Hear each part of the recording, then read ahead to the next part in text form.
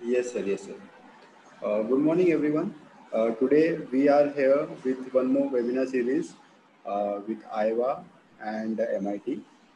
So today we have a guest speaker as a Hemant Belsare sir.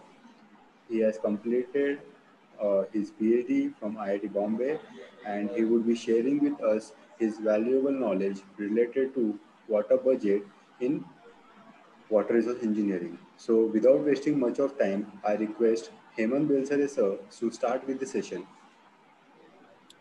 Yeah, thank you, Rahul, and thank you, IWMA. So, so today I will be sharing uh, some work of my PhD, and basically what I will do is propose water budget-based planning framework, which will help in addressing the issues at the farm level and the climate issues, the farm level socio-economic issues, the biophysical conditions, and connect it to the state planning frameworks and strengthen the state planning frameworks with more science-based framework. So this is so basically what we'll see is the main problem in focus is the water security at the village level. And so what we'll see is view from the field, that is some key features. uh, Sorry, something got drawn from my side or what? Hello. Yes, sir. Yes, sir. Yeah, there was some problem, right? Yes, you can kindly reshare Can you again. enable the screen sharing again? Sorry. Sir, I have made you host. You can enable it again. Okay, so now it is, I guess. Now it is visible, right? Yes, yes. Yeah. So what we'll see is uh, basically from field some key features of water security at the farm and village level, and how drought or problems of water security uh, actually emerge at the or unfold at the farm level and the village level. Then we'll see how the state is doing currently. That will do very quickly. The current policy and the programs, and how they are able to address the problems or not. Then we will see the requirements. So what I will propose is this: the farmer issues, they require a demand supply allocation framework, and how that framework, so that is the water budget based framework.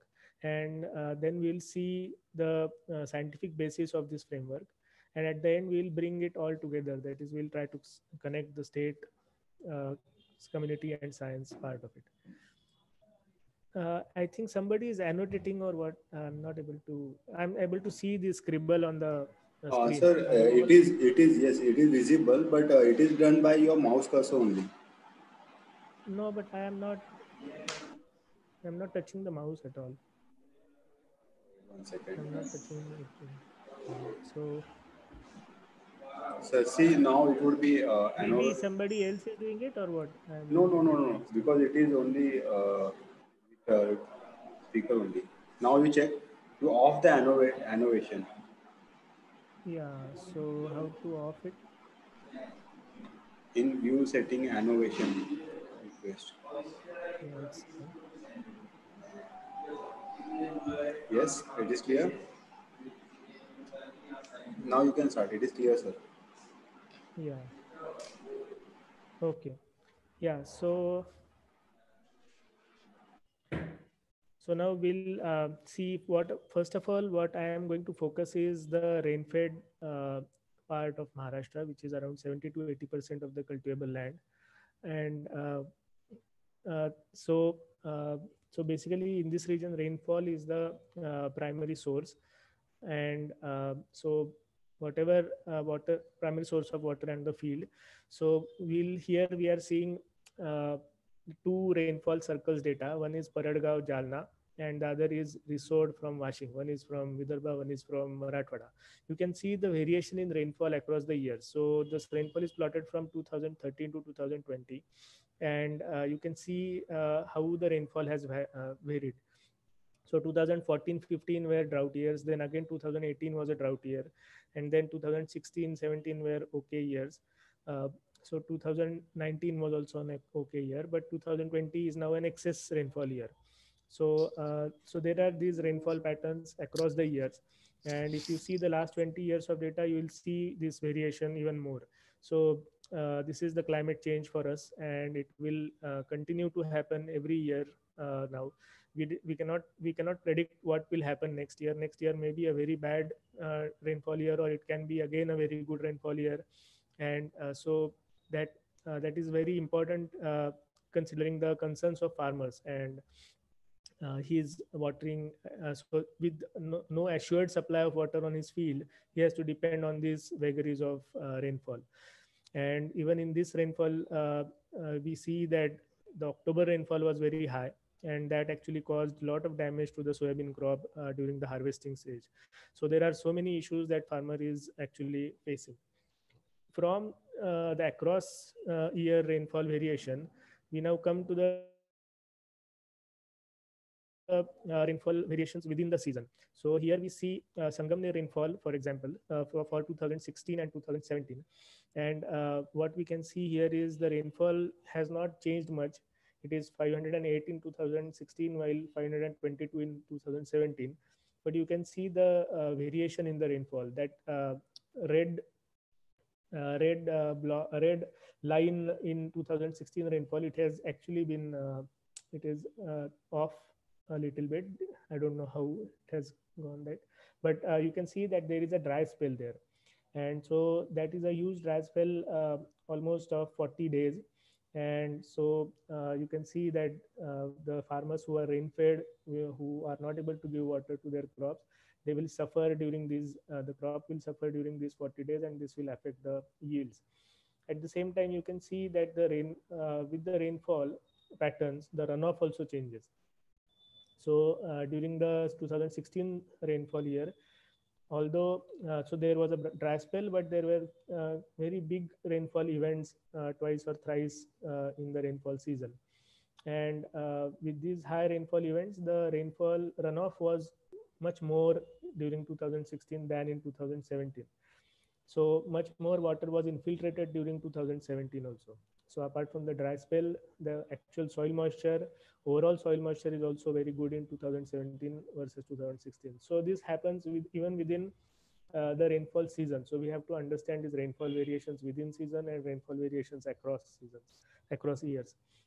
So what happens now, we have seen at the larger level, but when you come to the farm level, there are spatial differences within the village.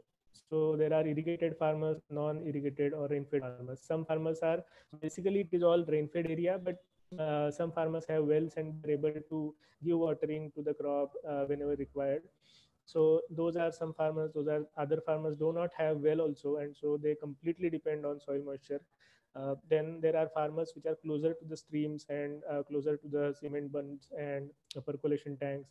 There are farmers which are away from the stream. Then there are farmers with good soils, good thick loamy soils. Then are farmers with poorer soils. So these are differences within the rainfall. So within the village, so they get the same rainfall, but they have different crops, different yields, different incomes. So we see an example here in the village Mandwa. We see three farmers as shown in the figure A, B, C. So A is near a big stream. B is a little away from the stream but is closer to the small stream, and then C is almost on the ridge.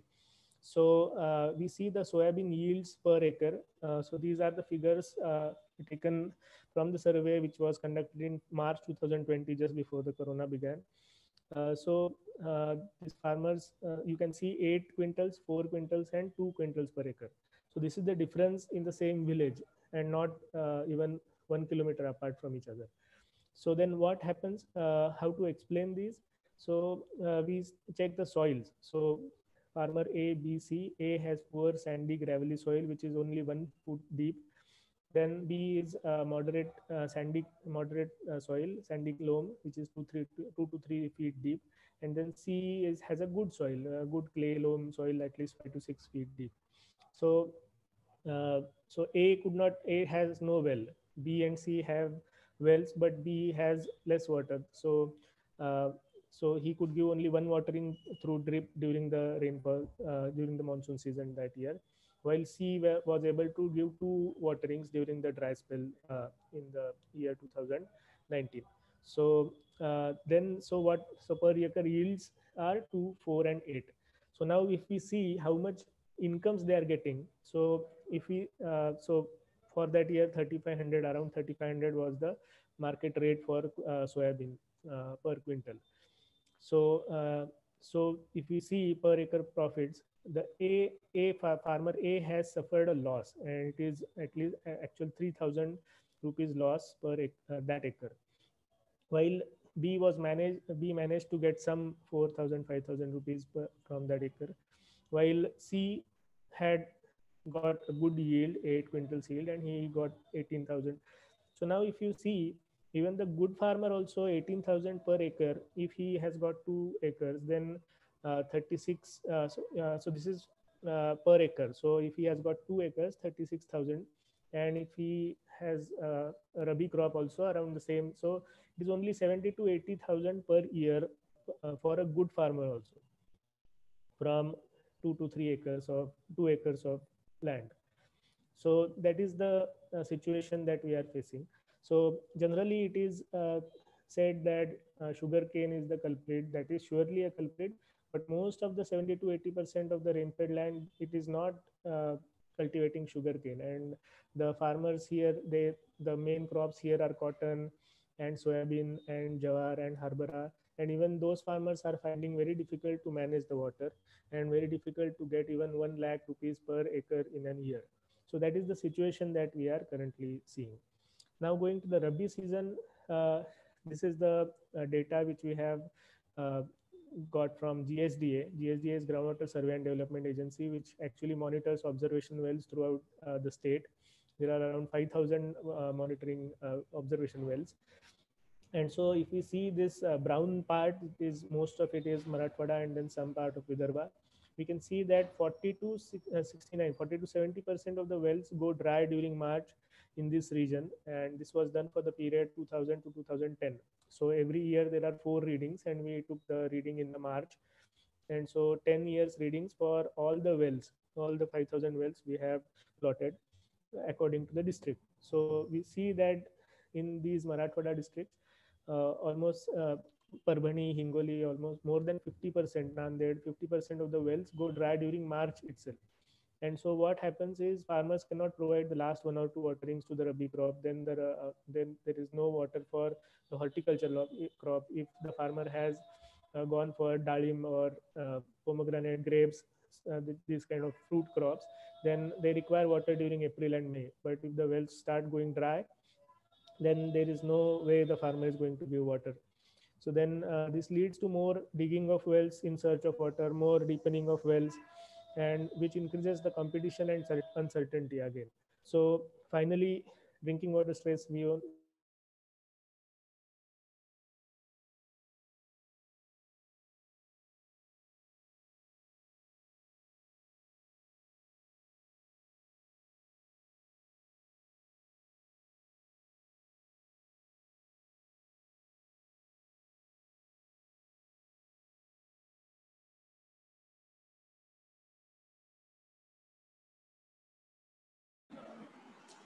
Hello.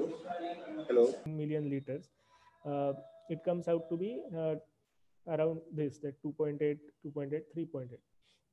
And what is the water available? So after the monsoon season, there is some water left in the soil, which is the soil moisture.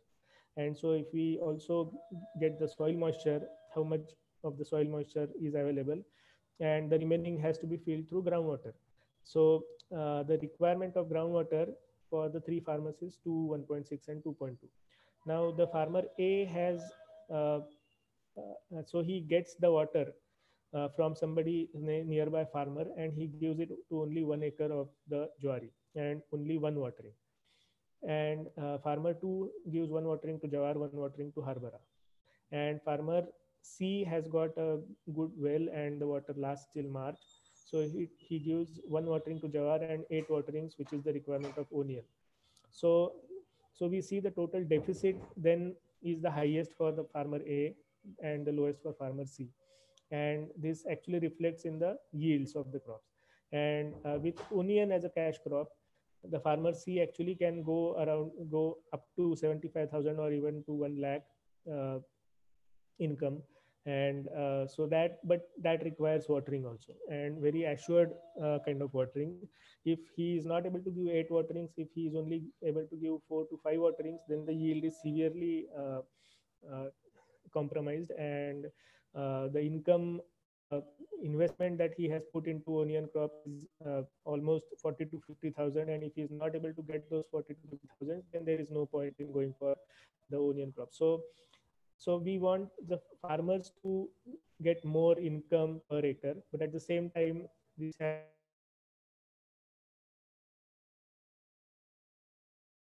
to be so farmer has to have the access to water for this water.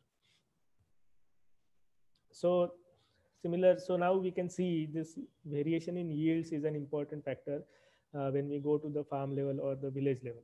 On the left hand side is soybean yields. Uh, so the bottom line, actually the numbering has gone. So the maximum yield, so that horizontal axis in the left hand side soybean graph, it has 0 1 2 3 4 5 6 on the left side. So and so these are the number of surveyed farmers. And so 6 farmers actually said that they had got the yields between 2 to 4. So average yield was 3.6 quintal per acre, and best yield was around 7 quintals per acre for that year. But the farmer said that the best yield during a good monsoon with a good soil is around 10 acres. So that is the 10 quintals. So that is the variation in the yield in soybean crop. And so that has to be targeted, that at least some 5 to 6 quintals per acre yield should be uh, should means that is the amount of output which is required for a farmer to at least sustain. And so we have to bring all the farmers at least to this sustainability uh, level first. So that is the main agenda that we should have in the programs, watershed programs. So similarly in the right hand side graphs, those are for gram, harbara, and for jawar. You can see these blue and orange dots. Those are like blue dot is for the poorer soil farmer, and orange dot is for the good soil farmer. And you can see that variation. So on the horizontal axis, it is number of waterings given by the farmer, and on the vertical axis, it is yield, quintals per acre. And we can see that how the yield increases with increase in number of watering, but at the same time, the soil also plays an important role. So with this, I think, so there are these farm level issues that we have to really understand. And if we want to understand the water security and help resolve the problems of water security at the village level, so during kharif it is uncertain erratic rainfall, dry spells, wet spells, low kharif yields, and protective irrigation requirement for farmers. At the same time, differences in soils and the impacts of soils on the crops in kharif season. At the same time, in Rabi season, it is limited water availability, and at the same time, increasing demands that the farmers always want to shift from jawar to harbara, from harbara to onion, from onion to some horticulture, from horticulture to sugarcane. So this is always an upward kind of mobility that we keep on seeing, and that is also reasonable because the farmers are expecting at least some uh, reasonable incomes per acre of their farm. And currently the situation is so bad that they have to access the water. For that they keep on deepening the wells, they keep on searching for the water through new wells and new deeper bore wells, or farm ponds which act as storages during the summer season, or bringing water from large distances through pipelines or lift irrigation systems or anything. So they are constantly in search of water, and they demand uh, so at the same time, so there is increase in investment. So what happens is uh, when all the farmers go in search of water, there is more competition and there is more investments. And so the quality of investment also decreases because farmer does deepen farmer goes for a bore well, but the water is not there. So that 1 lakh rupees or whatever is lost completely. So the total amount of water does not increase, but only competition and uncertainty increases. So we have to go to a level of sustainable cropping where the incomes are maximized and the water is optimally used. At the same time, there is no inequity in access to water in the village. So these are the important uh, principles or objectives that we have to take into consideration. So at the uh, so this view from the field. So what is the summary? The summary is this conflicting views and demands. So when we see the farmer community, as I told, there are these growing aspirations and demands for availability and access to water. From the state side, they have to give immediate relief to the farmers. Sometimes it amounts to like loan waivers or giving this nuksan bharpai, panchaname, all these things which are going on right now. Then there are policies and programs like Jal Yukt Shivar or IWMP or these programs, and at the same time, so these programs actually try to uh, uh, resolve the problems of the farmers. They at least have that in their agenda. And then there are standard operating procedures like Krushi Sahayak. So basically, all these programs and policies, they basically are implemented at a very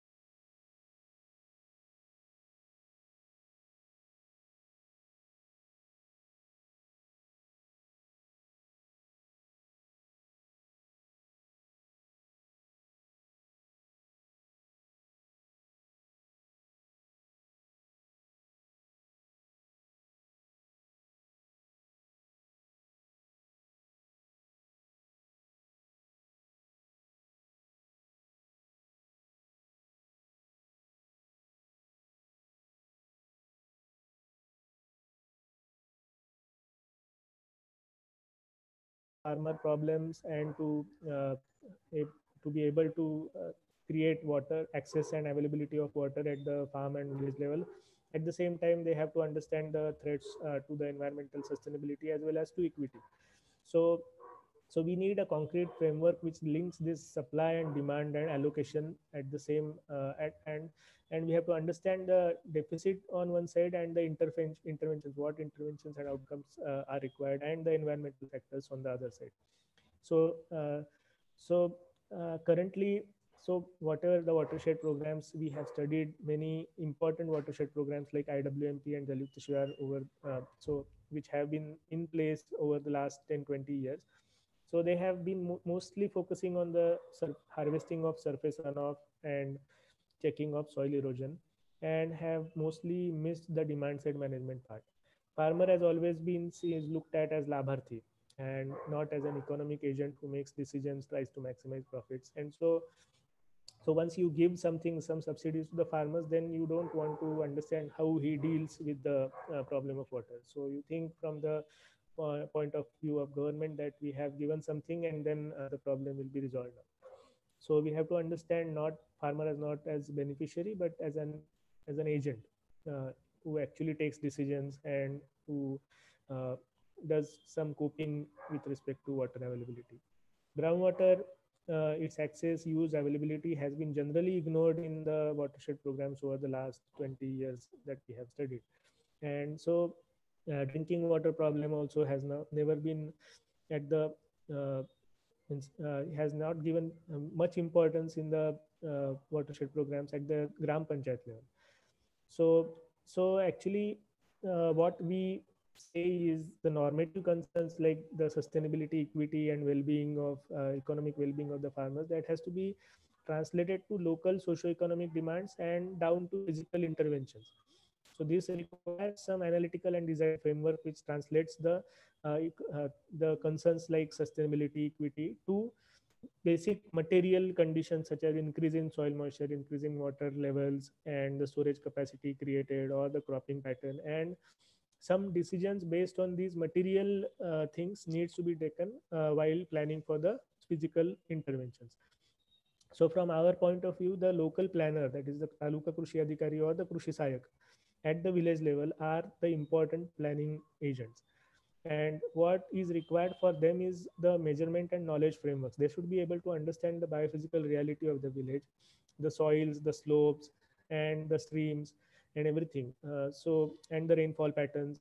So understand the biophysical reality, at the same time understand the socio-economic reality of the village, that how much are the yields, how much are the incomes, which are the vulnerable farmers in the village. At the same So based on this measurement and knowledge framework, then comes the action framework, in which there can be interventions like choosing the sites for cement bunds or percolation tanks or contour trenches, or the regulatory framework such as choosing the right cropping pattern, or the right number of wells in the village, how much groundwater should be extracted. So this is what is required at the village level or the local level.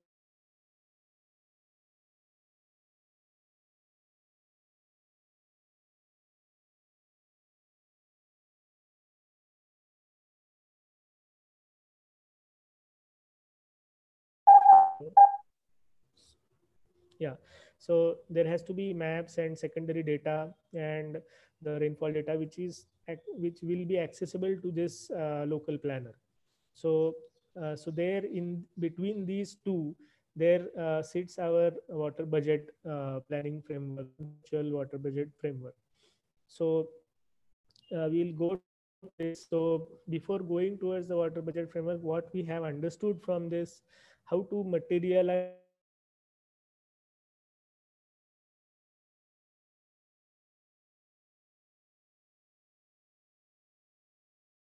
framework. Those are kharif water deficit in mm.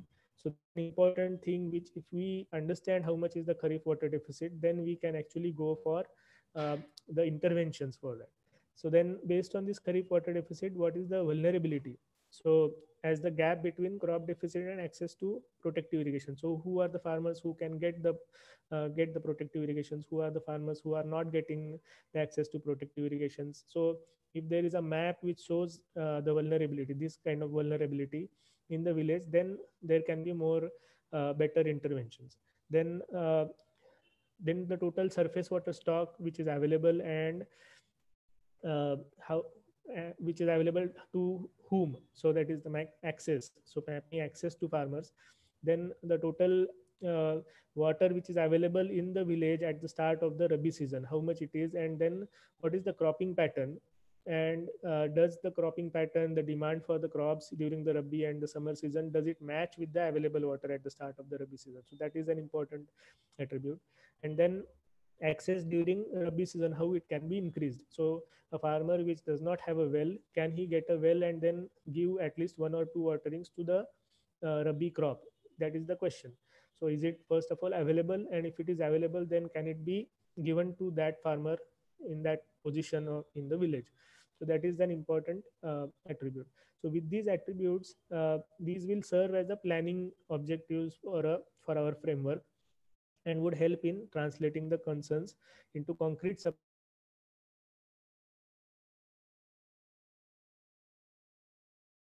and to actually delineate or picturize what we have seen. So first of all, we divide the calendar into three seasons: kharif, rabi, and summer, because the problems in different seasons are different. And so as you can see, the middle horizontal line, it shows the calendar, and the vertical lines are the seasons. So during October, June to October is kharif, October to Feb is rabi, and Feb to next June is summer season. Now the top above the horizontal line, these blocks actually give the demand side of the uh, problem. So these kharif, rabi, summer, long kharif, these rectangles actually show the demand for the crops during that season. So there is Kharif season demand, which is the crops like bajra, soybean, which are sown in Kharif and sown harvested in Kharif itself.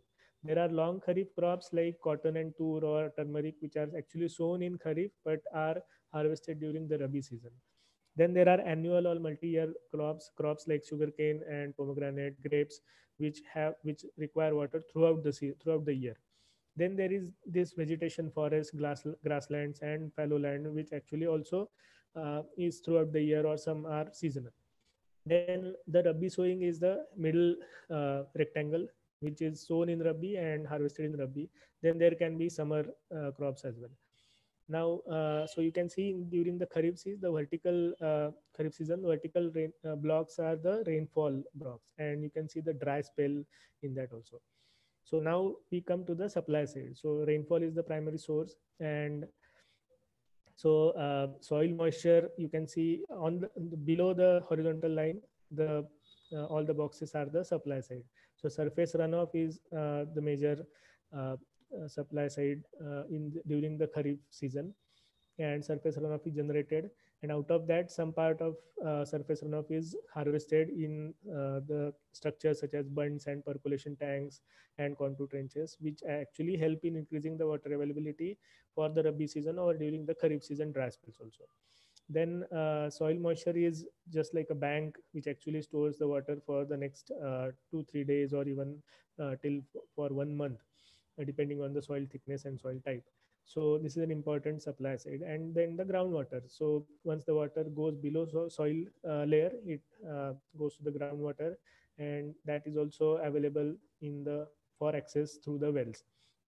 So this is, so when we have this picture of demand and supply in front of us, we know that there are these 2 3 decision key points which we want to focus.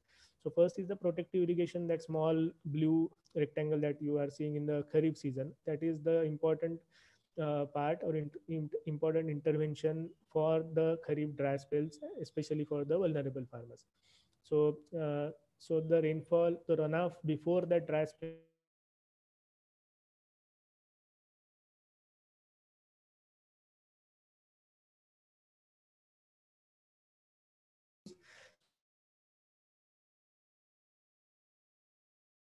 season and at the start of the summer season, and how much to sow. Because now at that point in October, we know that the rainfall has occurred, how much rainfall has taken place, how much is the soil. If we know this, how much soil moisture is in the how much moisture is in the soil layer, how much is the groundwater availability, and how much runoff was stored during the Kharif season, then we know that this is the water which is remaining. And now our Rabi or summer crop demand should be based on these water availability in order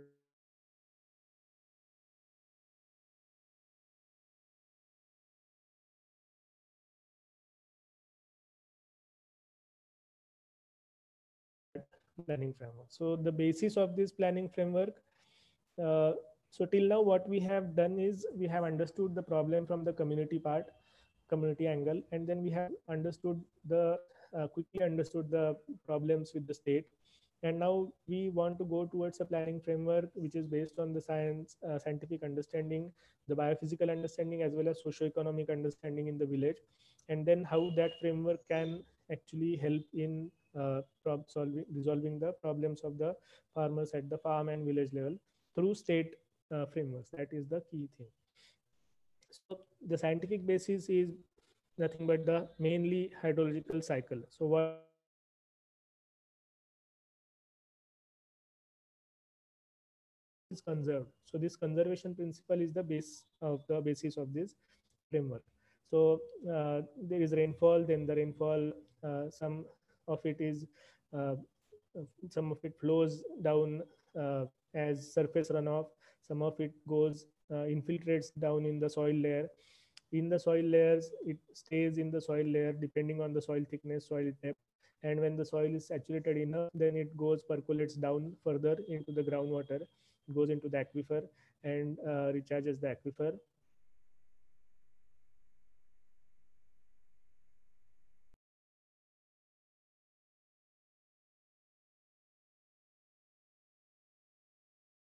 Roots of the crops take the water, and then they do this with the photosynthesis and the evapotranspiration, the water is again lost to the atmosphere. So this crop water requirement is generally considered as ET. So, so total amount of water which is absorbed by the roots by the plants. All simple picture. Uh, if we go to the scientific or literature or academic part, generally it is divided into, we see different models which are working at different levels. So surface water balance formulations, soil water balance formulations, and groundwater balance formulations.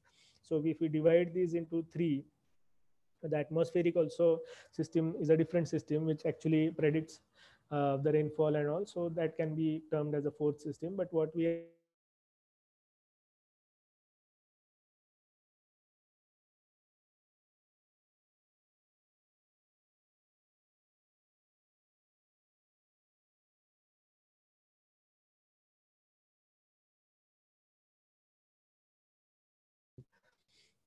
the what happens to surface runoff is it flows out of the boundary, maybe watershed or the village. Some part of it is impounded in the structures, and some part actually again goes down into the ground, infiltrates during the transmission. That is, when the water flows in the streams, some part actually may get infiltrated again back into the ground. What happens to the runoff impounded? That is the important part for us. So that is the surface water stock. A part of it actually is recharged into the ground, but part of it actually goes back to the atmosphere as evaporation losses. So now, if we want to understand this water balance formulation, we have some methods. Like, so initial traditional methods are strange stable and English formula, or there are so many rational methods. So there are so many methods which have been used initially, and the latest method which generally is very popular is the SCSCN curve number method. So that is developed by US Department of Agriculture during 1950s, and it is able to estimate the runoff based on the land use, the slope, soil properties, soil moisture, antecedent soil moisture, etc. And so all these data will be required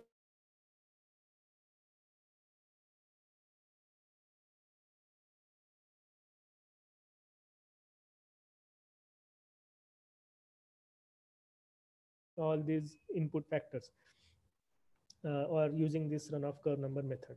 So this is the runoff method that is currently, even agriculture department uses change stable method, and it has been using it for last 60 years. That method is not very accurate, and it does not take into account land use or soils uh, in the region.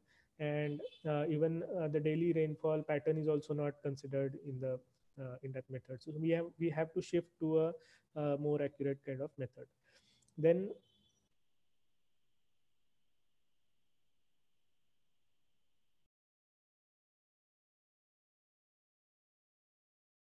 soil moisture for last 60 years in a government program uh, or policy to understand the soil moisture differences within the village level. So this method, so this basically, this water balance is infiltration. Whatever is infiltrated after the surface runoff is generated, that infiltrated water actually changes the soil moisture stock. And so some part of it actually is transpired or taken by the roots of the plants and is transferred. Some part directly gets evaporated from the soil surface, and the remaining part, after the field capacity or after the soil layer is saturated, it goes down as percolation into the aquifer. So again, here, if we want to understand or we want to estimate or monitor the soil moisture, uh, we have to understand the soil type, the soil depth. Then so there are, so every soil has a different uh, storage capacity and the ability to move the water within the soil. Everything is different, and so we have to understand the differences in the soil. So it requires soil maps. So soil maps can be used to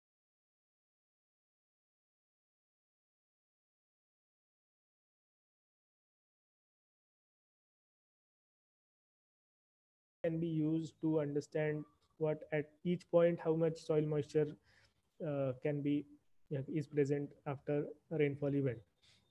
At the same time, if we want to know how much of the water is taken up by the plants, we have to understand the PET, potential evapotranspiration, which depends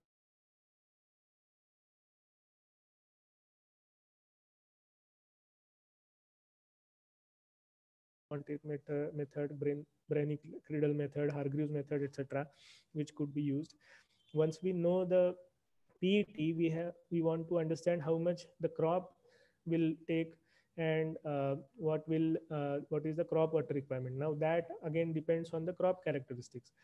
So for the same PET in the region, there can be different crop water requirements, crop PETs, depending on the crop coefficients. And those generally have been published by FAO or WALMI also. WALMI is Water and Land Management Institute in Aurangabad itself. So they have published many small journals which actually give crop water requirements. And the crop AET is the dynamic part which we have to model. So these are the factors which actually are the soil, which tell about the soil layer and the soil water balance formulation. Once the soil leaves the water, uh, or passes the water to the aquifer recharge starts getting into action. So now we know for the soil, for the subsurface water balance or groundwater balance formulation, we have the GSDA, that is Groundwater Survey and Development Agency, which actually does groundwater balance every alternate year. So in that, what is the incoming part is the infiltrated water. And so there are different methods.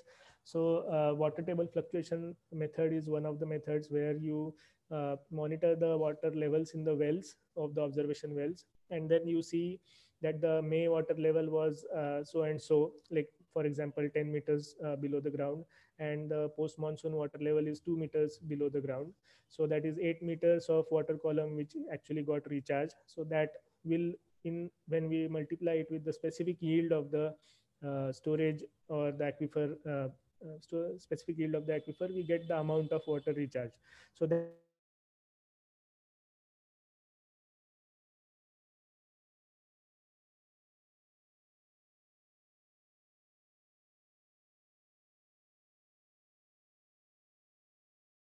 how we have to the water which is leaving the soil, that is the groundwater recharge from this method. So there are different methods. Then there is mod flow, and mod flow method also, which actually predicts or estimates the groundwater flows also based on the gradients, how much water flows from a top village to a upstream village to a downstream village inside the aquifer. That also can be modeled by the mod flow. So these are the main uh, models or formulations in practice, which actually talk about water balance at three different levels. What we want to do is we have to integrate these three models, and then we have to connect with the farmer models. So for example, the first model that we saw, it can be used to understand how much of the surface runoff was impounded, and then was it sufficient, and how much more needs to be impounded at a watershed level or the village level. Then the second model will tell us how did the rainfall meet the daily crop demand during the Kharif season? Was the soil moisture enough at all points of time during the rainfall season? If not, then what was the amount of deficit that different soils and different crops combinations faced? And the third will actually tell us how much groundwater is available at the end of Kharif season, and is that amount of groundwater enough for the Rabi and summer season? So that's how we have to integrate. So here actually I am not going into much details of the model as such. That is based on SWAT, and it can be done even in Excel also. And when we combine it with GIS, then actually we can compute the soil water balance for the region, complete region. So basically, it is based on a very simple point soil water balance method. There are papers based on this. You can search for soil water balance models in Google. You will get number of papers, and even in the SWAT documentation also you can get this theory. And basically, it just does the same thing. Like it first computes the surface runoff, and for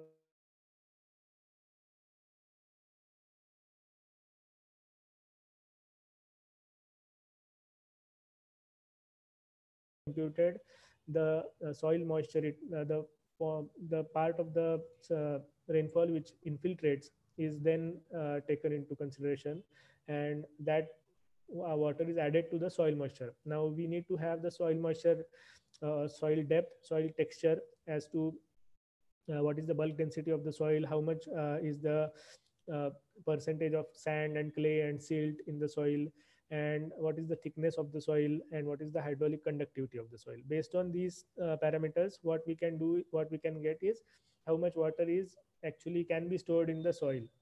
And then we also have the, if we take the root of the crop characteristics, such as kc, or for soybean there is a different kc, for jawar there is a different kc. So based on that, during different crop stages, we can get the crop water requirement, the daily crop water requirement. Based on that, what we can do is how much is the requirement for that crop for that day, and if that water is available in that soil layer, then that water can be actually taken up by the roots. If that water is not available, then the deficit starts to increase. So this is the way the for every point we can have a water balance for the entire season. And then if we aggregate it for the entire region, then we can get the water balance for the entire uh, village or watershed. So for example, if we look at, so we have run this for Pedgaon. So again, there are these two seasons, so vertically split. And this first blue, the top blue is, this blue is the rainfall. So 600 rainfall. This is the soil part, subsurface. This is the surface or the soil. And then this is subsurface. This is atmosphere. So out of the 600 rainfall, 154 was runoff. Out of that, 79 uh, went out of the village. 27 was actually the evaporation losses, and 48 was the recharge to ground, which was available during the Kharif season, and the next in the Rabi season. So then out of this 600, 154 has gone, 100 has gone in. So 100 is the groundwater recharge. So this is the groundwater recharge. This is the soil moisture which is left at the end of the Kharif season, 55 which is transferred to Rabi season. So at the start of the Rabi season, 55 of soil moisture is available, and 124 of groundwater is available. These red arrows are the AET. So how much water was actually evapotranspired by the crops. The requirement was 331 and actually 291 was the AET. And then if there was PI, this is the protective irrigation requirement. So the gap was 48 but out of that 24 was available during the Kharif season. So if that was given to the crops, then 291 plus 24 is 315 was the AET. So still 331 minus 315 was the deficit during that season. And when we come to the Rabi season, all the 124 was extracted, but the PET, the crop water requirement, was 283 and so 55 plus 124, 55 from the soil moisture and 124 from the groundwater, that amounts to be 179. So again, there was deficit during the Rabi season. So even if with 600 rainfall, there was a deficit during the Kharif and the Rabi season. Now what we have done here is we have taken PET 283, means we know all the crops in that village on how much hectares. So for example, jawar was on 300 hectares, cotton was on 700 hectares. Similar, so all these crop and their crop water requirements, they were aggregated at the village level. And so this is how we have done this using the daily soil moisture balance water model. So so this is in detail, like uh, so this is, so here you can see the horizontal axis is the number of days. So here the from June onwards till December, the number of days is given, and vertically the